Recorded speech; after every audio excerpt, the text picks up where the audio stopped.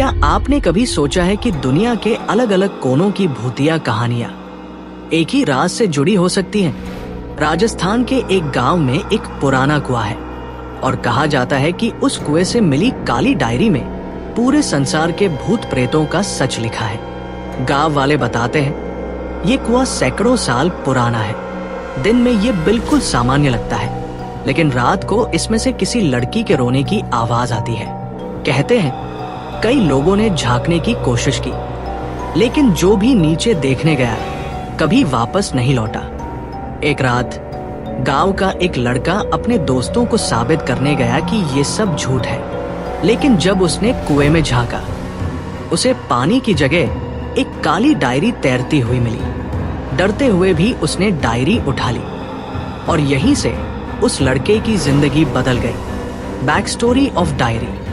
पुराने लोगों का कहना है 100 साल पहले एक अंग्रेज तांत्रिक इस गांव आया था।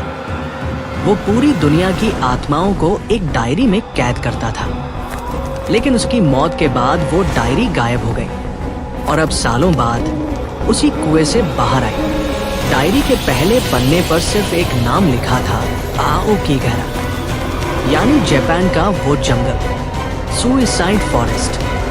पन्ना पलटते ही उसे किसी लड़की की चीख सुनाई दी और डायरी के अगले पन्नों पर दुनिया की हर भूतिया जगह का जिक्र था।